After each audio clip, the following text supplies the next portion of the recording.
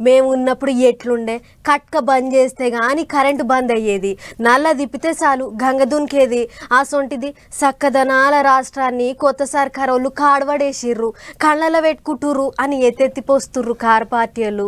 అబ్బా ఇక మీరు గంగ చేసిర్రు, ఏడదాడ ఇచ్చకపోయింది, పైన పట్టారం లోన లోటారం, అప్పులపాలు చేసి ఆగమాగం చేసిర్రు అని పాత సర్కార్ వాళ్ళ మీద కోపానికి వస్తుర్రు షే పార్టీ వాళ్ళు. పాన్రి ఇక ముచ్చట్లు ఏంటి ఒక్కసారి అరుచుకొని వద్దాం. అలికి పూసి ముగ్గులేస్తే అంతా పొక్కిలి వేసి అన్నట్టే ఆడిపోసుకుంటారు కారు పార్టీ వాళ్ళు. అందుకే ఇక షెయి పార్టీ వాళ్ళు కూడా మైకుల ముంగటికి వచ్చి గట్టిగానే ఆరుచుకుంటారు. ఉప ముఖ్యమంత్రి బట్టి సారు అందరిని పిలుచుకొని మాట ముచ్చట చేసిండు. రైతు బంధు ఏనికే పాత సర్కారు వాళ్ళు ఖజానాల పైసలే మిగిలియలేదు అన్నట్టు చెప్పుకొచ్చిండు. ఆనాడు బ్యాంకులో ఉన్న బ్యాలెన్స్ -3,960 కోట్ల రూపాయలు.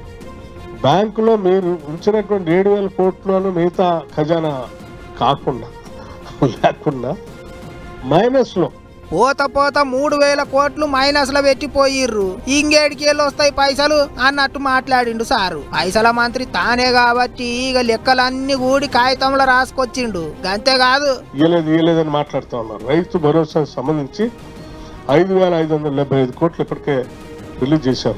దాదాపు 65 లక్షల మంది రైతులకి పూర్తిగా ఇచ్చాం. ఇంకో 5 లక్షల మందికి ఇస్తా ఉన్నాం.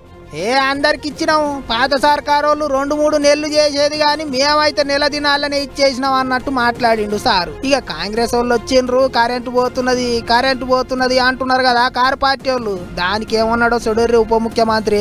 ఎక్కడా పవర్ కట్ లేదు, క్వాలిటీ పవర్ ఇస్తా ఉన్నాం.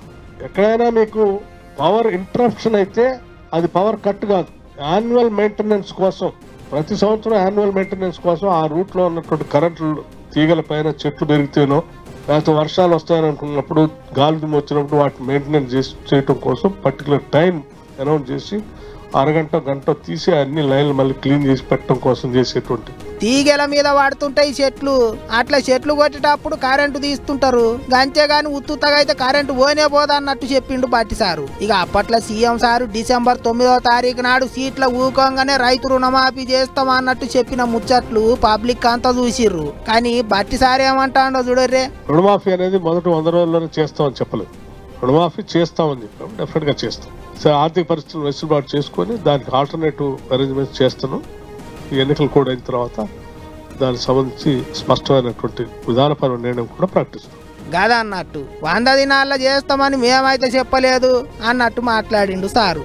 ఏమున్నా ఇక ఎలక్షన్లు అయినాకనే అన్నట్టు మాట్లాడిండు. మరి ఇక ఏమైతుందో చూసుకుంటూ పోవాలి.